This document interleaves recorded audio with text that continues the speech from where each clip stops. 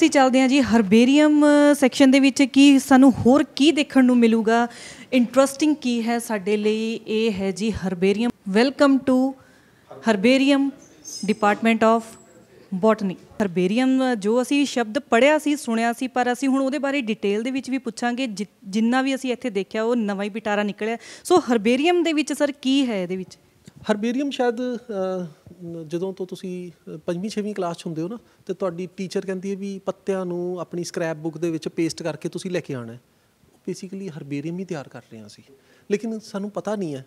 ਬੱਚਿਆਂ ਦੇ ਵਾਸਤੇ ਉਹ ਇੱਕ ਸਕ੍ਰੈਪ ਬੁੱਕ ਤਿਆਰ ਹੋ ਰਹੀ ਹੈ, ਲੇਕਿਨ ਉਹ ਸਕ੍ਰੈਪ ਬੁੱਕ ਨਹੀਂ, ਉਹ ਹਰਬੇਰੀਅਮ ਸ਼ੀਟਾਂ ਨੇ।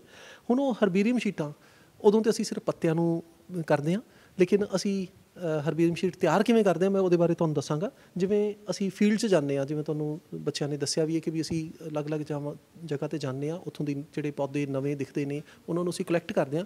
ਕਲੈਕਟ ਕਰਨ ਤੋਂ ਬਾਅਦ ਉਹਦਾ ਇੱਕ ਸਪੈਸੀਮਨ ਅਸੀਂ ਲੈ ਕੇ ਆਉਂਦੇ ਹਾਂ। ਉਸ ਸਪੈਸੀਮਨ ਨੂੰ ਸ਼ੁਰੂ ਦੇ ਵਿੱਚ ਅਸੀਂ ਜਦੋਂ ਅਸੀਂ ਫੀਲਡ 'ਚ ਹੁੰਦੇ ਹਾਂ ਤਾਂ ਅਖਬਾਰ 'ਚ ਲਪੇਟ ਲੈਂਦੇ ਹਾਂ, ਤਾਂ ਕਿ ਉਹਦਾ ਜਿਹੜਾ ਮੋਇਸਚਰ ਹੈ ਉਹ ਅਖਬਾਰ ਸੋਖ ਲਵੇ। ਜਦੋਂ ਅਸੀਂ ਵਾਪਸ ਆਪਣੇ ਲੈਬ 'ਚ ਆ ਜਾਂਦੇ ਹਾਂ ਅਤੇ ਅਸੀਂ ਉਹਨੂੰ ਬਲੋਟਿੰਗ ਸ਼ੀਟਸ ਦੇ ਵਿੱਚ ਸ਼ਿਫਟ ਕਰ ਦਿੰਦੇ ਹਾਂ, ਤਾਂ ਕਿ ਜਿਹੜਾ ਇਹਦਾ ਅੰਦਰ ਪਾਣੀ ਹੈ ਪੌਦੇ ਦਾ ਉਹਨੂੰ ਇਹ ਕੱਢ ਲਵੇ। ਉਸ ਤੋਂ ਬਾਅਦ ਇਹਨੂੰ ਅਸੀਂ ਪ੍ਰੈਸ ਕਰਦੇ ਹਾਂ। ਪ੍ਰੈਸ ਕਰਨ ਵਾਸਤੇ ਅਸੀਂ ਇੱਕ ਪਲਾਈ ਦਾ ਪੀਸ ਰੱਖ ਦਿੰਦੇ ਹਾਂ ਇਹਦੇ 'ਤੇ, ਅਤੇ ਪਲੱਸ ਇਹਦੇ 'ਤੇ ਇੱਕ ਵੇਟ ਰੱਖ ਦਿੰਦੇ ਹਾਂ, ਤਾਂ ਕਿ ਇਹ ਸਿੱਧਾ ਪ੍ਰੈਸ ਹੋ ਜਾਏ। ਮਤਲਬ ਜਿਹੜਾ ਪੌਦਾ ਥੋੜ੍ਹਾ ਮੋਟਾ ਵੀ ਹੈ ਉਹ ਵੀ ਪ੍ਰੈਸ ਹੋ ਕੇ ਉਹ ਆਪਣਾ ਪਾਣੀ ਛੱਡ ਦਿੰਦਾ ਵੇਟ ਦੇ ਥੱਲੇ। ਅਤੇ ਇਹ ਵੀ ਛੋਟੀਆਂ-ਛੋਟੀਆਂ ਟੈਕਨੀਕਸ ਨੇ ਇਹਨਾਂ ਨੂੰ ਬੂਟਿਆਂ ਨੂੰ ਸਾਂਭਣ ਦੇ ਲਈ, ਤਾਂ ਜੋ ਉਹ ਚੰਗੇ ਤਰੀਕੇ ਨਾਲ ਸਾਡੇ ਕੋਲ ਸੇਫ ਰਹਿ ਸਕਣ।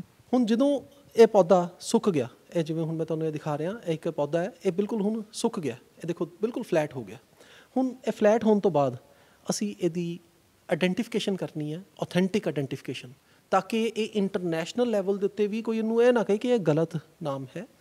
ਉਸ ਵਾਸਤੇ ਜਿਹੜਾ ਰਿਸਰਚਰ ਜਿਹੜਾ ਜਿਹਨੇ ਇਹਨੂੰ ਕਲੈਕਟ ਕੀਤਾ ਉਹਦੇ ਬਾਰੇ ਥੋੜ੍ਹੀ ਇਨਫੋਰਮੇਸ਼ਨ ਦਿੰਦਾ। ਉਸ ਇਨਫੋਰਮੇਸ਼ਨ ਦੇ ਅਕੋਰਡਿੰਗ ਇਹਦੀ ਆਈਡੈਂਟੀਫਿਕੇਸ਼ਨ ਕੀਤੀ ਜਾਂਦੀ ਹੈ ਐਂਡ ਉਸ ਨੂੰ ਅਸੀਂ ਇਹਦੇ 'ਤੇ ਪੇਸਟ ਕਰ ਦਿੰਦੇ ਹਾਂ। ਹੁਣ ਕਿਉਂਕਿ ਅਸੀਂ ਇਸ ਸਪੈਸੀਮਨ ਨੂੰ ਕਈ 100 ਸਾਲ ਤੱਕ ਇੱਥੇ ਪ੍ਰੀਜ਼ਰਵ ਕਰਕੇ ਰੱਖਣਾ, ਅਸੀਂ ਯੂਜੂਲੀ ਕੀ ਕਰਦੇ ਹਾਂ, ਜਿਸਲੇ ਸਕੂਲ ਲੈਵਲ ਦੇ ਉੱਤੇ ਕਰਦੇ ਹਾਂ ਤਾਂ ਅਸੀਂ ਸੈਲੋ ਟੇਪ ਯੂਜ਼ ਕਰਦੇ ਹਾਂ, ਲੇਕਿਨ ਅਸੀਂ ਇੱਥੇ ਸੈਲੋ ਟੇਪ ਯੂਜ਼ ਨਹੀਂ ਕਰ ਸਕਦੇ। ਸੋ ਅਸੀਂ ਕੀ ਕਰਦੇ ਹਾਂ, ਇਹਦੇ ਵਾਸਤੇ ਅਸੀਂ ਧਾਗੇ ਯੂਜ਼ ਕਰਦੇ ਹਾਂ।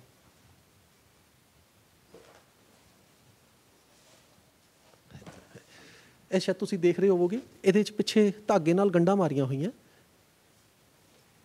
ਇਹ ਦੇਖੋ, ਇਹ ਧਾਗੇ ਦੀਆਂ ਗੰਢਾਂ ਵੱਜੀਆਂ ਹੋਈਆਂ ਐਂਡ ਇਸ ਸਪੈਸੀਮਨ ਨੂੰ ਅਸੀਂ ਧਾਗੇ ਦੇ ਨਾਲ ਬੰਨਿਆ ਹੋਇਆ ਐਂਡ ਇਹਦੀ ਪੂਰੀ ਇਹਦੀ ਇਨਫੋਰਮੇਸ਼ਨ। ਅਤੇ ਜਿਵੇਂ ਲਾਇਬ੍ਰੇਰੀ 'ਚ ਹਰ ਕਿਤਾਬ ਦਾ ਇੱਕ ਅਸੈਸ਼ਨ ਨੰਬਰ ਹੁੰਦਾ, ਉਸੇ ਤਰ੍ਹਾਂ ਜਿਸ ਲਈ ਇਹ ਸਾਡੇ ਕੋਲ ਜਮ੍ਹਾਂ ਹੁੰਦਾ ਇਹਨੂੰ ਇੱਕ ਅਸੈਸ਼ਨ ਨੰਬਰ ਦਿੱਤਾ ਜਾਂਦਾ ਐਂਡ ਐਸੇ ਨੰਬਰ ਨੂੰ ਅਸੀਂ ਪਨ ਨੰਬਰ ਕਹਿੰਦੇ ਹਾਂ। ਜਿਹੜਾ ਮੈਂ ਤੁਹਾਨੂੰ ਹੁਣੇ ਦੱਸਿਆ ਸੀ ਵੀ ਅਸੀਂ ਇੰਟਰਨੈਸ਼ਨਲੀ ਪਨ ਦੇ ਨਾਮ ਤੋਂ ਮਸ਼ਹੂਰ ਹੈਗੇ ਹਾਂ, ਉਹ ਪਨ ਨੰਬਰ ਇਹੀ ਨੰਬਰ ਹੈ। ਸਾਡੇ ਕੋਲ ਪ੍ਰੈਜ਼ੈਂਟਲੀ 70,000 ਤੋਂ ਉੱਪਰ ਐਂਜੀਓਸਪਰਮ ਦੇ ਸਪੈਸੀਮਨਸ ਅਵੇਲੇਬਲ ਨੇ। ਹਾਂਜੀ, ਅਸੀਂ ਹੁਣ ਚੱਲੇ ਹਾਂ ਜੀ ਉਹੀ ਦੇਖਣ, ਜਿਹੜੇ 70,000 ਸਪੈਸੀਮਨਸ ਨੇ। ਜਿਹੜੇ ਸਾਡੇ ਦਰਸ਼ਕ ਨੇ ਦੇਸ਼ ਵਿਦੇਸ਼ ਦੇ ਵਿੱਚ ਬੈਠੇ ਸਾਡੇ ਦਰਸ਼ਕ ਨੇ, ਉਹ ਦੇਖ ਰਹੇ ਨੇ ਸਾਡੇ ਸਟ੍ਰਿੰਗ ਨਿਊਜ਼ ਨੂੰ। ਸੋ ਅਸੀਂ ਉਹਨਾਂ ਲਈ ਹੋਰ ਕੀ ਨਵਾਂ ਲੈ ਕੇ ਆ ਸਕਦੇ ਹਾਂ? ਹਾਂਜੀ ਸਰ, ਕੀ ਦੇਖ ਸਕਦੇ ਹਾਂ ਆਪਾਂ? ਨੈਕਸਟ ਤੁਸੀਂ ਜਿਵੇਂ ਮੈਂ ਤੁਹਾਨੂੰ ਦੱਸਿਆ ਹਰਬੇਰੀਅਮ ਸ਼ੀਟ ਤਿਆਰ ਕਿਵੇਂ ਕੀਤੀ ਜਾਂਦੀ, ਉਹ ਆਪਾਂ ਨੀਚੇ ਦੇਖ ਕੇ ਆਏ ਹਾਂ। ਹੁਣ ਉਸ ਸ਼ੀਟ ਨੂੰ ਕਿਉਂਕਿ ਅਸੀਂ ਕਈ 100 ਸਾਲਾਂ ਤੱਕ ਸੰਭਾਲ ਕੇ ਰੱਖਣਾ, ਜਦ ਤੱਕ ਉਹ ਦੇ ਨਾਲ ਦਾ ਦੂਸਰਾ ਪੌਦਾ ਨਹੀਂ ਸਾਡੇ ਕੋਲ ਆ ਜਾਂਦਾ, ਅਸੀਂ ਉਹਨੂੰ ਸੰਭਾਲਣਾ। ਹੁਣ ਉਹਨੂੰ ਅਸੀਂ ਪੋਇਜ਼ਨ ਕਰਨਾ ਪੈਂਦਾ ਸਾਨੂੰ ਟਾਈਮ ਟੂ ਟਾਈਮ, ਤਾਂ ਕਿ ਉਹਨੂੰ ਕੀੜੇ ਨਾ ਪੈਣ, ਕੋਈ ਬੁੱਕਵਰਮਸ ਨਾ ਆਉਣ। ਉਹਦੇ ਵਾਸਤੇ ਅਸੀਂ ਇੱਕ ਪੋਇਜ਼ਨਿੰਗ ਚੈਂਬਰ ਹੈ ਜੀ, ਇਹ ਤੁਹਾਨੂੰ ਦਿਖ ਰਿਹਾ। ਇਸ ਪੋਇਜ਼ਨਿੰਗ ਚੈਂਬਰ 'ਚ ਅਸੀਂ ਇਸ ਸਪੈਸੀਮਨ ਨੂੰ ਰੱਖ ਦਿੰਦੇ ਹਾਂ ਐਂਡ ਤੁਸੀਂ ਇਹ ਦੇਖੋ, ਇਹਦੇ 'ਚ ਅੰਦਰ ਸ਼ੈਲਫ ਲੱਗੇ ਨੇ, ਉਹਦੇ 'ਤੇ ਅਸੀਂ ਰੱਖ ਦਿੱਤਾ ਐਂਡ ਉਹਨਾਂ ਦੇ ਵਿੱਚ ਛੇਦ ਹੈਗੇ ਨੇ। ਫਿਰ ਉਸ ਤੋਂ ਬਾਅਦ ਇਹਨੂੰ ਅਸੀਂ ਬੰਦ ਕਰ ਦਿੰਦੇ ਹਾਂ। ਇੱਕ ਇਹਦੇ ਨੀਚੇ ਜਿਹੜਾ ਹੈ, ਇਹਦੇ 'ਚ ਅਸੀਂ ਫਾਰਮੈਲਡੀਹਾਈਡ ਦਾ ਸੋਲਿਊਸ਼ਨ ਪਾ ਦਿੰਦੇ ਹਾਂ। ਫਾਰਮੈਲਡੀਹਾਈਡ ਦਾ ਸੋਲਿਊਸ਼ਨ ਪਾਉਣ ਤੋਂ ਬਾਅਦ ਇਹਨੂੰ ਬੰਦ ਕਰ ਦਿੱਤਾ ਜਾਂਦਾ ਅਤੇ ਤਾਰ ਦੇ ਨਾਲ ਲਗਾ ਕੇ ਇੱਧਰ ਇੱਕ ਪੱਖਾ ਲੱਗਾ ਹੋਇਆ, ਉਹ ਇਸ ਫਾਰਮੈਲਡੀਹਾਈਡ ਦੇ ਫਿਊਮਸ ਨੂੰ ਇਹਦੇ 'ਚ ਸਰਕੂਲੇਟ ਕਰਦਾ। ਜਿੰਨੇ ਵੀ ਇਹਦੇ 'ਚ ਕੋਈ ਕੀੜਾ, ਕੋਈ ਫੰਗਸ, ਕੋਈ ਫਫੂੰਦੀ ਜੋ ਵੀ ਹੈ, ਉਹਨੂੰ ਸਾਰਿਆਂ ਨੂੰ ਇਹ ਮਾਰ ਦਿੰਦਾ ਫਾਰਮੈਲਡੀਹਾਈਡ। ਉਸ ਤੋਂ ਬਾਅਦ ਅਸੀਂ ਇਹਨੂੰ ਕੱਢ ਦਿੰਦੇ ਹਾਂ ਵਿੱਚੋਂ, ਅਤੇ ਇਹ ਸਾਡਾ ਸਪੈਸੀਮਨ ਪੋਇਜ਼ਨਿੰਗ ਹੋ ਗਈ। ਇਸੇ ਲਈ ਅਸੀਂ ਜਿਹੜੇ ਇੱਥੇ ਵਿਜ਼ਟਰਸ ਨੇ ਉਹਨਾਂ ਨੂੰ ਅਸੀਂ ਇਸ ਸਪੈਸੀਮਨਸ ਨੂੰ ਹੱਥ ਨਹੀਂ ਲਗਾਉਣ ਦਿੰਦੇ ਕਿਉਂਕਿ ਇਹ ਪੋਇਜ਼ਨ ਕੀਤੇ ਹੋਏ ਨੇ ਅਤੇ ਜੇ ਉਹ ਬਾਈ ਚਾਂਸ ਬਿਨਾਂ ਹੱਥ ਧੋਤੇ ਮੂੰਹ 'ਚ ਲਗਾ ਲੈਣ ਤਾਂ ਤੰਗ ਕਰ ਸਕਦੇ ਨੇ। ਹੁਣ ਇੱਥੇ ਤੁਸੀਂ ਦੇਖ ਰਹੇ ਹੋਵੋਗੇ ਕਿ ਬਹੁਤ ਸਾਰੀਆਂ ਅਲਮਾਰੀਆਂ ਪਈਆਂ ਹੋਈਆਂ, ਤੁਸੀਂ ਕਵਰ ਅਪ ਕਰ ਲਓ ਜੀ, ਬਹੁਤ ਸਾਰੀਆਂ ਅਲਮਾਰੀਆਂ ਐਂਡ ਹਾਂਜੀ ਐਂਡ ਇਹਨਾਂ ਅਲਮਾਰੀਆਂ ਦੇ ਉੱਪਰ ਲੇਬਲਿੰਗ ਹੋਈ ਹੋਈ ਹੈ, ਜਿਵੇਂ ਸਪਰਮੈਟੋਫਾਈਟਾ ਤੋਂ ਬਾਅਦ ਫੈਮਲੀਆਂ ਦੇ ਨਾਮ ਨੇ, ਇਹ ਹੁਣ 3 ਫੈਮਲੀਆਂ ਦੇ ਨਾਮ ਲਿਖੇ ਹੋਏ ਨੇ ਇਹਦੇ 'ਚ। ਅਸੀਂ ਹੁਣ ਇੱਕ ਅਲਮਾਰੀ ਖੋਲ੍ਹ ਕੇ ਦੇਖਾਂਗੇ ਐਂਡ ਇਹਨਾਂ ਅਲਮਾਰੀਆਂ ਦੇ ਵਿੱਚ ਤੁਹਾਨੂੰ ਸਪੈਸੀਮਨ ਫਾਈਲਾਂ ਦੇ ਰੂਪ ਦੇ ਵਿੱਚ ਦਿਖਣਗੇ। ਹੁਣ ਇਹਨਾਂ ਅਲਮਾਰੀਆਂ ਦੇ ਵਿੱਚ 27 ਖਾਨੇ ਨੇ ਐਂਡ 27 ਦੇ 27 ਖਾਨਿਆਂ ਦਾ ਇੱਥੇ ਜ਼ਿਕਰ ਹੈ। ਇੱਥੇ ਕਿਹੜੀ ਫੈਮਿਲੀ ਕਿਹੜੇ ਖਾਨੇ 'ਚ ਹੈ ਉਹ ਤੁਸੀਂ ਇੱਥੇ ਦੇਖ ਸਕਦੇ ਹੋ। ਜਿਵੇਂ ਨਿਕਟੈਜੀਨੇਸੀ ਅਸੀਂ ਗੱਲ ਕਰਦੇ ਹਾਂ 3 ਤੇ 4 ਨੰਬਰ ਖਾਨੇ 'ਚ ਹੈ, ਐਮਰੈਂਥੇਸੀ ਦੀ ਗੱਲ ਕਰੀਏ ਤਾਂ 5 ਤੋਂ ਲੈ ਕੇ 27 ਨੰਬਰ ਖਾਨੇ ਤੱਕ ਹੈ। ਸੋ ਅਸੀਂ ਇਹਦੇ 'ਚੋਂ ਕਿਸੇ ਇੱਕ 'ਚੋਂ ਸਪੈਸੀਮਨ ਕੱਢਾਂਗੇ ਅਤੇ ਤੁਸੀਂ ਦੇਖੋਗੇ ਕਿ ਇਹਦੇ ਜਿਹੜੇ ਸਪੈਸੀਮਨਸ ਨੇ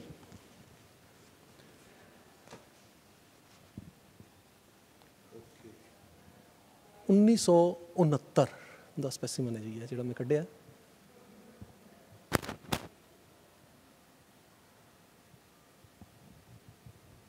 ਸਾਡੇ ਨਾਲ ਇੱਥੇ ਕੁਝ ਸਟੂਡੈਂਟਸ ਵੀ ਬੈਠੇ ਨੇ ਜਿਨ੍ਹਾਂ ਦਾ ਮਤਲਬ ਕਿ ਇੱਥੇ ਇੰਟਰਸਟ ਬਣਿਆ। ਸੋ ਇਹਨਾਂ ਨੂੰ ਅਸੀਂ ਬੱਚਿਆਂ ਨੂੰ ਹੀ ਪੁੱਛਾਂਗੇ, ਸਟੂਡੈਂਟਸ ਨੂੰ ਪੁੱਛਾਂਗੇ, ਹਾਂਜੀ ਤੁਹਾਡਾ ਕਿਵੇਂ ਇੰਟਰਸਟ ਆਇਆ ਕਿ ਅਸੀਂ ਇਹਨਾਂ ਨਾਲ जुड़ना? जब हम छोटे बच्चे थे तो बागों में जाते थे तो अच्छा लगता था, नए नए फूल देखने, अलग अलग वो पैटर्न देखना कि पत्तों का अलग अलग सा पैटर्न था।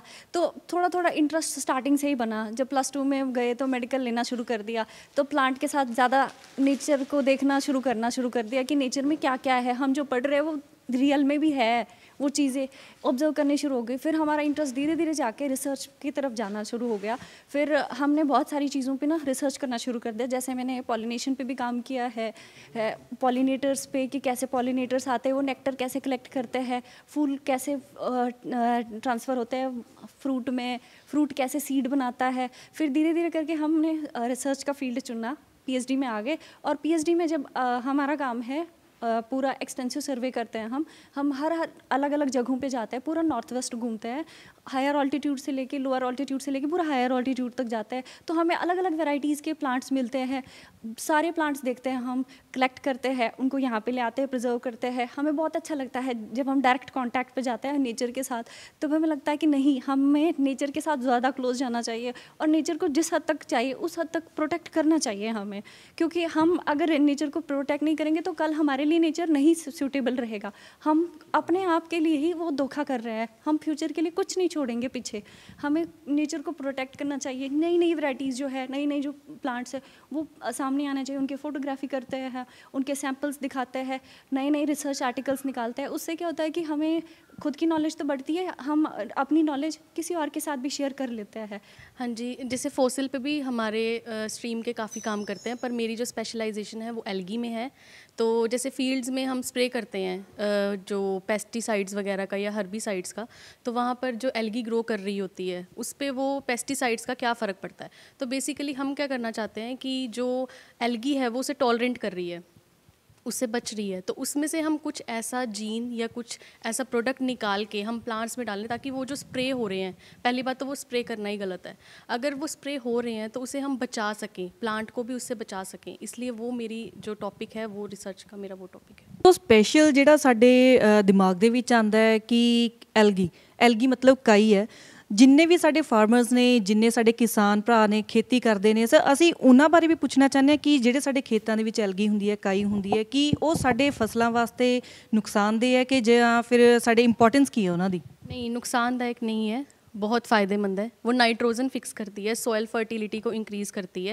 अगर फार्मर्स को आजकल हम ज़्यादातर उस तरफ लेके जा रहे हैं कि जो स्प्रे है उसको यूज़ करना कम करो, जो नेचुरल प्रोडक्ट हैं जो हमें नेचर ने दिए हुए हैं उसका यूज़ करो। जैसे एल्गी हम डालते हैं, अगर फसल में डालें तो वो नाइट्रोजन भी फिक्स करेगी, उसकी फर्टिलिटी बढ़ाएगी, हमारे जो किसान भाई बहन हैं उनकी जो फसल है वो ज़्यादा अच्छी ग्रो करेगी। My name is Rafauddin Amini. I'm Google Scholar in the Department of Botany, Punjab University, Patiala. I'm this time I'm studying coursework. After I will study research work. You are from? I'm from Afghanistan. ਸੋ ਇਹ ਸਨ student ਸਾਡੇ ਨਾਲ ਅਫਗਾਨਿਸਤਾਨ ਤੋਂ। ਅਸੀਂ ਜਿਹੜੇ ਪਹਿਲੇ ਹੀ ਸ਼ਬਦ ਇੱਥੇ ਵਰਤੇ ਸੀ ਕਿ ਵੀ ਸਾਡੇ ਇੰਡੀਆ ਦੇ ਵਿੱਚੋਂ ਅਲੱਗ-ਅਲੱਗ ਖੇਤਰਾਂ ਦੇ ਵਿੱਚੋਂ ਆਉਂਦੇ ਨੇ। ਹੁਣ ਇਕੱਲਾ ਭਾਰਤ ਹੀ ਨਹੀਂ, ਸਾਡੇ ਜਿਹੜੇ ਵਿਦੇਸ਼ ਵੀ ਨੇ ਉਹਨਾਂ ਤੋਂ ਵੀ ਜਿਹੜੇ ਇੱਥੇ ਸਟੂਡੈਂਟਸ ਨੇ ਪੜ੍ਹਨ ਆਉਂਦੇ ਨੇ, ਔਰ ਗਰਾਊਂਡ ਲੈਵਲ ਦੀ ਜਿਹੜੀ ਇੱਥੇ ਸਟੱਡੀ ਹੈ ਉਹ ਇੱਥੇ ਹਾਸਿਲ ਹੁੰਦੀ ਹੈ। ਹਰ ਧਰਮ ਦੇ ਵਿੱਚ ਕੋਈ ਨਾ ਕੋਈ ਪੌਦਾ ਧਾਰਮਿਕ ਮੰਨਿਆ ਗਿਆ। ਜਿਵੇਂ ਅਸੀਂ ਗੱਲ ਕਰੀਏ ਸਿੱਖ ਧਰਮ ਦੇ ਵਿੱਚ ਦੁੱਖ ਭੰਜਨੀ ਬੇਰੀ, ਜਾਂ ਗੱਲ ਕਰੀਏ ਅਸੀਂ ਬ੍ਰਹਮ ਕਮਲ ਦੀ, ਜਾਂ ਅਸੀਂ ਆਮਲੇ ਦੀ ਗੱਲ ਕਰੀਏ, ਜਾਂ ਅਸੀਂ ਹੁਣੇ ਜਿਵੇਂ ਗੱਲ ਕੀਤੀ ਜਾਪਾਨ ਦੇ ਵਿੱਚ ਜਿੰਗੋ ਬਾਇਲੋਬਾ ਨੂੰ ਪੂਜਿਆ ਜਾਂਦਾ ਹੈ। ਸੋ ਅਲੱਗ-ਅਲੱਗ ਹਿੰਦੂ ਧਰਮ ਦੇ ਵਿੱਚ ਕੋਈ ਵੀ ਪੂਜਾ ਕੋਕੋਨਟ ਤੋਂ ਬਿਨਾਂ, ਜਿਹੜਾ ਨਾਰੀਅਲ ਹੈ ਉਸ ਤੋਂ ਬਿਨਾਂ ਪੂਰੀ ਨਹੀਂ ਮੰਨੀ ਜਾਂਦੀ। ਸੋ ਇਹ ਸਾਰੇ ਪੌਦੇ ਜਿਹੜੇ ਨੇ ਅਸੀਂ ਲਿਸਟ ਲਗਾਈ ਹੋਈ ਹੈ ਜਿਨ੍ਹਾਂ ਨੂੰ ਹਰ ਧਰਮ ਕਿਸੇ ਨਾ ਕਿਸੇ ਧਰਮ ਦੇ ਵਿੱਚ ਪੂਜਿਆ ਜਾਂਦਾ।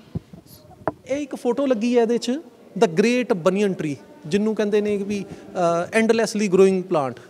ਇਹ ਬਰਗਦ ਦਾ ਪੇੜ ਹੈ ਜਿਹੜਾ 2.5 ਹੈਕਟੇਅਰ ਦੇ ਵਿੱਚ ਫੈਲਿਆ ਹੋਇਆ, ਇੱਕੋ ਹੀ ਪੌਦਾ। ਇਹ ਹਾਵੜਾ 'ਚ ਹੈ।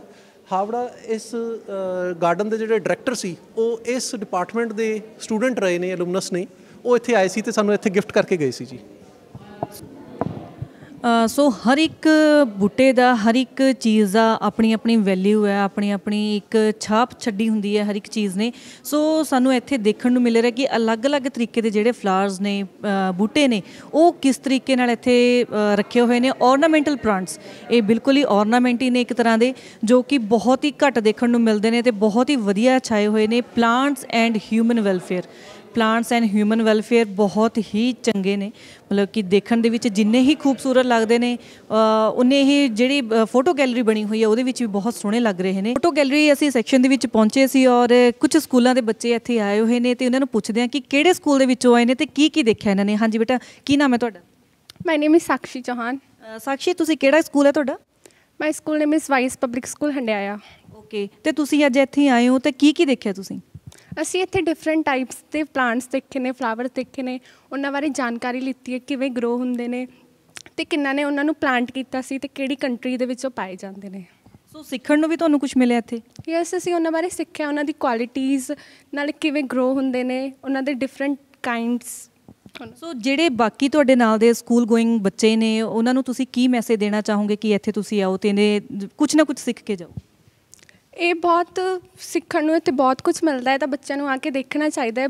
ਇਹ ਨੌਲੇਜ ਬੂਸਟ ਕਰੂਗਾ ਉਹਨਾਂ ਦੀ। ਅਤੇ ਤੁਸੀਂ ਬੇਟਾ ਅੱਜ ਇੱਥੇ ਆਏ ਹੋ, ਤੁਸੀਂ ਦੂਜਿਆਂ ਨੂੰ ਵੀ ਕੀ ਮੈਸੇਜ ਦਿਓਗੇ ਕਿ ਵੀ ਜੋ ਤੁਸੀਂ ਅੱਜ ਤੋਂ 100 ਸਾਲ 500 ਸਾਲ ਪੁਰਾਣੀਆਂ ਇੱਥੇ ਚੀਜ਼ਾਂ ਦੇਖ ਰਹੇ ਹੋ, ਸੋ ਅੱਗੇ ਆਉਣ ਵਾਲੀ ਜਨਰੇਸ਼ਨ ਵੀ ਇਹਨਾਂ ਨੂੰ ਦੇਖੇ, ਕੀ ਮੈਸੇਜ ਦੇਣਾ ਚਾਹੋਗੇ? Here we have observed many of the plants and animals which cannot be showed in the form of life. So we have seen their photographs and also which were possible. So we have seen them live. So there's a short message for everyone that we should save the upcoming plants so that our next generation could see as we are seeing it now. ਸੋ ਬਹੁਤ ਹੀ ਅੱਛਾ message ਹੈ ਨਾ ਬੱਚਿਆਂ ਦੇ ਵੱਲੋਂ। So next ਤੁਸੀਂ ਵੀ ਬੋਲਣਾ ਚਾਹੋਗੇ ਬੇਟਾ, ਕੋਈ ਮੈਸੇਜ ਦੇਣਾ ਚਾਹੋਗੇ? ਮੈਂ ਇਹੀ ਮੈਸੇਜ ਦੇਣਾ ਚਾਹੂੰਗਾ ਕਿ ਮਤਲਬ ਕਿ ਇੱਥੇ ਤੁਸੀਂ ਵਿਜ਼ਿਟ ਕਰੋ ਅਤੇ ਬਹੁਤ ਸਾਰੇ ਇੱਥੇ ਲਾਈਕ ਆਪਾਂ ਨੂੰ ਪਲਾਂਟਸ ਦੇ ਬਾਰੇ ਜਾਣਨ ਨੂੰ ਮਿਲਦਾ, ਦਰੱਖਤਾਂ ਦੇ ਬਾਰੇ ਕਿ ਉਹਨਾਂ ਦੀ ਕੀ ਡਾਈਵਰਸਿਟੀ ਆ। ਅਤੇ ਇੱਥੇ ਮੈਨੂੰ ਬਹੁਤ ਚੰਗਾ ਲੱਗਾ ਕਿ ਅਤੇ ਮੈਂ ਬਹੁਤ ਸਾਰੇ ਪਲਾਂਟਸ ਦੇ ਬਾਰੇ ਜਾਣਿਆ। ਕਿ ਅਸੀਂ ਇੱਥੇ ਅੱਜ ਯੂਨੀਵਰਸਿਟੀ ਦੇ ਵਿੱਚ ਪਹੁੰਚੇ ਹਾਂ, ਉਸ ਦੇ ਵਿੱਚ ਅਸੀਂ ਇਹ ਮਿਊਜ਼ੀਅਮ ਦੇ ਵਿੱਚ ਆਏ ਹਾਂ। ਇੱਥੇ ਸਾਨੂੰ ਸਿੱਖਣ ਨੂੰ ਬਹੁਤ ਕੁਛ ਮਿਲਿਆ, ਜਿਵੇਂ ਕਿ ਅਸੀਂ ਇੱਥੇ ਬਹੁਤ ਸਾਰੀਆਂ ਪੁਰਾਣੀਆਂ ਪਿਕਚਰਸ ਦੇਖੀਆਂ ਟੀਚਰਸ ਦੀਆਂ, ਅਤੇ ਅਸੀਂ ਫੋਰੈਸਟ ਏਰੀਆ ਦੇਖੇ ਵੀ ਉਸ ਦੇ ਵਿੱਚ ਕਿਵੇਂ ਕਿਹੜੇ ਫੋਰੈਸਟ ਏਰੀਆ ਕਿੱਥੇ ਨੇ। ਅਤੇ ਸਾਨੂੰ ਮਤਲਬ ਕਿ ਜਿਹੜੇ ਸਾਡੇ ਅੱਗੇ ਪੜ੍ਹਨ ਵਾਲੀ ਚੀਜ਼ ਆ, ਜਿਵੇਂ ਕਿ ਬਾਇਓ ਹੋ ਗਈ, ਉਸ ਦੀ ਚੀਜ਼ ਬਾਰੇ ਵੀ ਨੌਲੇਜ ਮਿਲੀ ਵੀ ਅਲਗੀ ਕਿਵੇਂ ਪੈਦਾ ਹੁੰਦੀ ਆ, ਉਹ ਕੀ ਚੀਜ਼ ਆ, ਉਹ ਵੀ ਇੱਥੇ ਦੇ ਟੀਚਰ ਨੇ ਦੱਸਿਆ। ਅਤੇ ਇਸ ਯੂਨੀਵਰਸਿਟੀ ਜਾ ਕੇ ਅਸੀਂ ਬਹੁਤ ਸਾਰੇ ਪਲਾਂਟਸ ਦੇਖੇ ਨੇ, ਜਿਵੇਂ ਕਿ ਬੰਬੂ ਪਲਾਂਟਸ ਅਤੇ ਐਕਸੈਕਟਰਾ, ਅਤੇ ਉਹਨਾਂ ਬਾਰੇ ਸਾਨੂੰ ਟੀਚਰਸ ਨੇ ਬਹੁਤ ਵਧੀਆ ਤਰ੍ਹਾਂ ਦੱਸਿਆ। ਸੋ ਇਹ ਸੀ ਸਾਡੇ ਪੰਜਾਬੀ ਯੂਨੀਵਰਸਿਟੀ ਪਟਿਆਲਾ ਦੇ ਵਿੱਚ ਇੱਕ ਮਿਊਜ਼ੀਅਮ ਦਾ ਦੌਰਾ। ਸੋ ਅਸੀਂ ਜਿਹੜੇ ਸਾਡੇ ਸਟ੍ਰਿੰਗ ਨਿਊਜ਼ ਦੇ ਦੇਸ਼ ਵਿਦੇਸ਼ ਵਿੱਚ ਬੈਠੇ ਜਿਹੜੇ ਸਾਡੇ ਦਰਸ਼ਕ ਨੇ, ਅਸੀਂ ਉਹਨਾਂ ਲਈ ਵੀ ਇੱਕ ਮੈਸੇਜ ਜ਼ਰੂਰ ਦੇਣਾ ਚਾਹਾਂਗੇ ਔਰ ਦਿਖਾਵਾਂਗੇ ਕਿ ਜਦੋਂ ਵੀ ਤੁਸੀਂ ਪਟਿਆਲੇ ਦੇ ਵਿੱਚ ਆਓ, ਇਹ ਮਿਊਜ਼ੀਅਮ ਨੂੰ ਆ ਕੇ ਜ਼ਰੂਰ ਦੇਖ ਕੇ ਜਾਓ। ਸਭ ਤੋਂ ਪਹਿਲਾਂ ਮੈਂ ਸਰ ਦਾ ਵੀ ਧੰਨਵਾਦ ਕਰੂੰਗੀ ਕਿ ਸਰ ਤੁਹਾਡਾ ਬਹੁਤ ਹੀ ਧੰਨਵਾਦ ਹੈ, ਤੁਸੀਂ ਸਾਡਾ ਆਪਣਾ ਪ੍ਰੀਸ਼ੀਅਸ ਟਾਈਮ ਹੈ ਸਾਨੂੰ ਆ ਕੇ ਦਿੱਤਾ ਹੈ।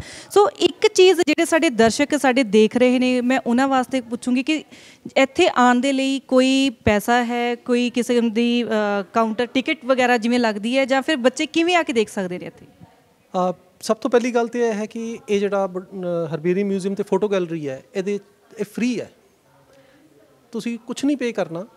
ਜੇ ਕੋਈ ਸਕੂਲ ਸਾਡੇ ਕੋਲ ਆਉਣਾ ਚਾਹੁੰਦਾ, ਅਸੀਂ ਸਾਰੇ ਸਕੂਲਸ ਨੂੰ ਜਾਂ ਜਿਹੜੇ ਵੀ ਵਿਜ਼ਟਰਸ ਨੇ ਉਹਨਾਂ ਨੂੰ ਗਾਈਡਡ ਟੂਰ ਦਿੰਦੇ ਹਾਂ। Guided tour free of cost, ਕੋਈ ਚਾਰਜ ਨਹੀਂ ਕੀਤਾ ਜਾਂਦਾ। ਲੇਕਿਨ ਉਹਦੇ ਵਾਸਤੇ ਸਾਨੂੰ ਪ੍ਰਾਇਰ ਇੰਟੀਮੇਸ਼ਨ ਜੇ ਦਿੱਤੀ ਜਾਏ ਉਹ ਜ਼ਿਆਦਾ ਚੰਗੀ ਹੈ। ਸਾਨੂੰ ਈਮੇਲ ਲਿਖ ਕੇ ਭੇਜ ਦਿਓ ਜਾਂ ਸਾਨੂੰ ਫ਼ੋਨ ਕਰ ਲਓ। ਆਪਣੀ ਪੰਜਾਬੀ ਯੂਨੀਵਰਸਿਟੀ ਦੀ ਵੈਬਸਾਈਟ 'ਤੇ ਸਾਰਾ ਕੁਛ ਅਵੇਲੇਬਲ ਹੈ, ਜਾਂ pupbotany.org ਇੱਕ ਸਾਈਟ ਹੈ ਜਿਹਦੇ 'ਤੇ ਸਾਰਾ ਕੁਛ ਅਵੇਲੇਬਲ ਹੈ ਕਿ ਤੁਸੀਂ ਕਿਵੇਂ ਸਾਡੇ ਕੋਲ ਇੱਥੇ ਆ ਸਕਦੇ ਹੋ। ਅਤੇ ਇਹ ਸਾਰਾ ਕੁਛ ਫ੍ਰੀ ਹੈ, ਅਸੀਂ ਇਹਦਾ ਕੋਈ ਚਾਰਜ ਨਹੀਂ ਕਰਦੇ। ਜਿਵੇਂ ਵਿਦੇਸ਼ਾਂ 'ਚ ਅਸੀਂ ਜਾਂਦੇ ਹਾਂ ਅਤੇ ਛੋਟੇ ਛੋਟੇ ਮਿਊਜ਼ੀਅਮਸ ਦੀ ਬਹੁਤ ਜ਼ਿਆਦਾ ਟਿਕਟ ਲੱਗਦੀ ਹੈ, ਕੋਈ $50 ਲੈਂਦਾ, ਕੋਈ $10 ਲੈਂਦਾ, ਬਟ ਅਸੀਂ $1 ਵੀ ਇੱਥੇ ਟਿਕਟ ਨਹੀਂ ਰੱਖੀ ਹੋਈ ਹੈ। ਸਰ, ਸਾਡੇ ਦਰਸ਼ਕਾਂ ਲਈ ਤੁਹਾਡਾ ਜਿਹੜਾ ਕੰਟੈਕਟ ਨੰਬਰ ਹੈ ਉਹ ਤੁਸੀਂ ਸਾਡੇ ਦਰਸ਼ਕਾਂ ਨੂੰ ਜ਼ਰੂਰ ਦੱਸਿਓ, ਕਿਤੇ ਕੰਟੈਕਟ ਕਰਨ। ਸਾਡਾ ਜਿਹੜਾ ਇੱਥੋਂ ਦਾ ਫ਼ੋਨ ਨੰਬਰ ਹੈ 0175 513 6265। ਇੱਥੋਂ ਦਾ ਫ਼ੋਨ ਨੰਬਰ ਹੈ ਜਿੱਥੇ ਤੁਸੀਂ ਫ਼ੋਨ ਕਰਕੇ ਵੀ ਆਪਣੀ ਬੁਕਿੰਗ ਕਰ ਸਕਦੇ ਹੋ। ਅਦਰਵਾਈਜ਼ head_botany@pbi.ac.in ਦੇ ਉੱਤੇ ਵੀ ਤੁਸੀਂ ਕਰ ਸਕਦੇ ਹੋ। ਸਰ, ਇੰਨੇ ਤਾਮ ਝਾਮ ਨੂੰ ਸਾਂਭਣਾ ਤੁਹਾਡੇ ਇਕੱਲੇ ਦੀ ਬਸ ਦੀ ਗੱਲ ਨਹੀਂ ਹੈਗੀ। ਤੁਹਾਡੇ ਨਾਲ ਹੋਰ ਟੀਮ ਦੇ ਵਿੱਚ ਕੌਣ ਕੌਣ ਨੇ ਅਸੀਂ ਜਾਣਨਾ ਚਾਹੁੰਦੇ ਹਾਂ, ਕਿਉਂਕਿ ਉਹ ਵੀ ਫੇਸ ਅੱਗੇ ਹੋਣ। ਦੇਖੋ ਜੀ, ਇਹ ਇੱਕ ਬੰਦੇ ਦਾ ਕੰਮ ਨਹੀਂ ਹੈ। ਇਸ ਨੂੰ ਬਣਾਉਣ ਦੇ ਵਿੱਚ ਕਈ ਸਾਲ ਲੱਗ ਗਏ ਨੇ, ਐਂਡ ਹੁਣ ਇਹਨੂੰ ਮੇਨਟੇਨ ਕਰਨ ਵਾਸਤੇ ਸਾਡੀ ਇਹ ਪੂਰੀ ਟੀਮ ਹੈ ਜਿਹਦੇ 'ਚ ਦਰਸ਼ਨ ਜੀ ਨੇ, ਹਨੀ ਨੇ, ਰਾਜ ਕਿਸ਼ੋਰ ਜੀ ਨੇ, ਲਖਵੀਰ ਜੀ ਨੇ ਐਂਡ ਕਰਮ ਸਿੰਘ ਜੀ ਨੇ, ਜਿਹੜੇ ਇਸ ਪੂਰੇ ਜਿਹੜੇ ਸਪੈਸੀਮਨਸ ਨੇ ਉਹਨਾਂ ਦਾ ਰੱਖ ਰਖਾਵ ਅਤੇ ਰਿਕਾਰਡ ਰੱਖਦੇ ਨੇ। ਸੋ ਇਹ ਸੀ ਸਾਡੇ ਪੰਜਾਬੀ ਯੂਨੀਵਰਸਿਟੀ ਪਟਿਆਲਾ, ਜਿਹਦੇ ਵਿੱਚ ਅਸੀਂ ਮਿਊਜ਼ੀਅਮ ਦਾ ਅੱਜ ਦੌਰਾ ਕੀਤਾ ਔਰ ਵੱਖ-ਵੱਖ ਜਿਹੜੀਆਂ ਚੀਜ਼ਾਂ ਸਾਨੂੰ ਸਿੱਖਣ ਦਾ ਮੌਕਾ ਵੀ ਮਿਲਿਆ ਔਰ ਦੇਖਿਆ ਵੀ ਹੈ, ਸਿੱਖਣ ਦਾ ਵੀ ਮੌਕਾ ਮਿਲਿਆ। ਸੋ ਮੈਂ ਇਹੀ ਇੱਕ ਮੈਸੇਜ ਦੇਣਾ ਚਾਹੂੰਗੀ ਸਾਡੇ ਸਟ੍ਰਿੰਗ ਨਿਊਜ਼ ਦੇਖਦੇ ਦਰਸ਼ਕਾਂ ਦੇ ਲਈ ਕਿ ਪਟਿਆਲੇ ਦੇ ਵਿੱਚ ਜਦੋਂ ਵੀ ਆਓ, ਪੰਜਾਬੀ ਯੂਨੀਵਰਸਿਟੀ ਪਟਿਆਲਾ ਦੇ ਵਿੱਚ ਜ਼ਰੂਰ ਆਓ ਅਤੇ ਆਪਣੇ ਬੱਚਿਆਂ ਨੂੰ ਜ਼ਰੂਰ ਲੈ ਕੇ ਆਓ ਅਤੇ ਇੱਥੇ ਮਿਊਜ਼ੀਅਮ ਦੇ ਤੁਸੀਂ ਦੇਖ ਸਕਦੇ ਹੋ, ਸਿੱਖ ਵੀ ਸਕਦੇ ਹੋ। ਫ੍ਰੀ ਆਫ ਕਾਸਟ ਹੈ, ਕੋਈ ਪੈਸਾ ਨਹੀਂ ਹੈਗਾ ਇੱਥੇ, ਤਾਂ ਜੋ ਬੱਚੇ ਆ ਕੇ ਸਿੱਖਣ ਵੀ। ਸੋ ਇੱਕ ਵਾਰੀ ਫਿਰ ਪ੍ਰੋਫੈਸਰ ਮਨੀਸ਼ ਕਪੂਰ ਜੀ, ਪੰਜਾਬੀ ਯੂਨੀਵਰਸਿਟੀ ਪਟਿਆਲਾ ਦੇ ਵਿੱਚ ਮੈਂ ਬਹੁਤ ਹੀ ਧੰਨਵਾਦ ਕਰਦੀ ਹਾਂ ਇਹਨਾਂ ਦੀ ਪੂਰੀ ਟੀਮ ਦਾ ਕਿ ਤੁਸੀਂ ਸਰ ਆਪਣਾ ਕੀਮਤੀ ਸਮਾਂ ਜਿਹੜਾ ਸਾਨੂੰ ਦਿੱਤਾ। Thank you so much.